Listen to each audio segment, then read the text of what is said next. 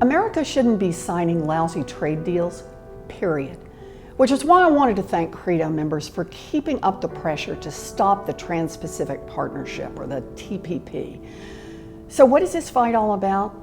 Supporters of the TPP want you to believe this deal is about America's role in setting the rules of international trade. But here's the problem. TPP isn't about helping American workers set the rules. It's about letting giant corporations rig the rules on everything from patent protection to food safety standards, all to benefit themselves. Now, the first clue about who benefits from TPP is who actually wrote it. During the top secret drafting process, 28 trade advisory committees were formed to whisper in the ear of our trade negotiators. Who sat on those committees? 85% were senior corporate executives or industry lobbyists. And many of the committees, including those on chemicals and pharmaceuticals, aerospace equipment, textiles and clothing, and financial services, were 100% industry representatives.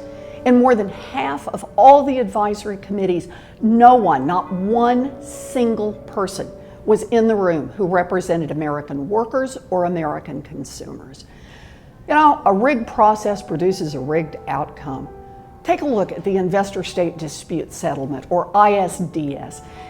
I know, sounds wonky, but this is the part that gives a huge boost to big multinational companies when they want to challenge a country's laws that they just don't like.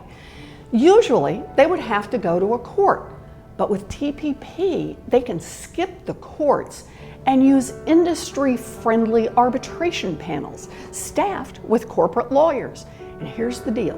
Whatever those panels say goes. No appeals anywhere. These fines can cost a country billions of dollars. And some countries will just back down and change their regulations instead of fighting back.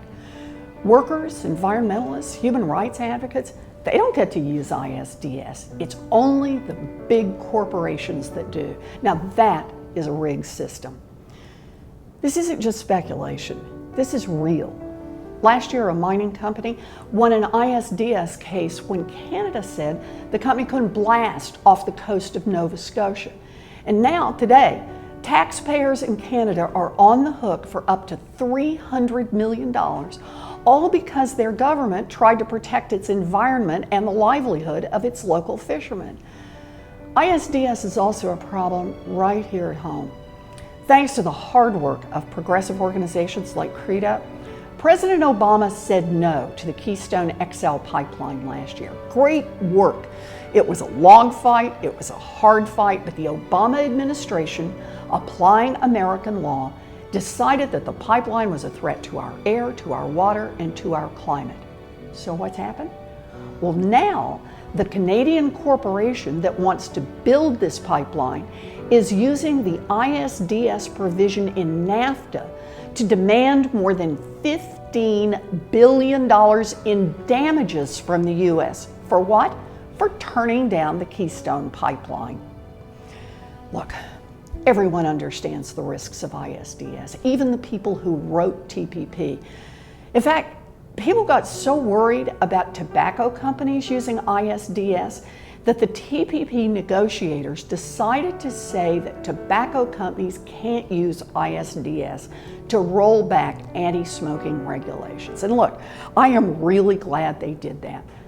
But it's pretty much an admission that ISDS can be used to weaken other public health laws. Think about it. What about food safety laws or drug safety laws or worker safety laws or environmental safety laws or any other regulations that are designed to protect our citizens? It will be open season on laws that make people safer but that cut into corporate profits. So here's the bottom line. Congress will have to vote straight up or down on TPP. No amendments, no chance to strip out things like ISDS. And that's why I'm counting on Credo members like you to help me fight to stop the TPP over the next few months. We're going to need your voices now more than ever.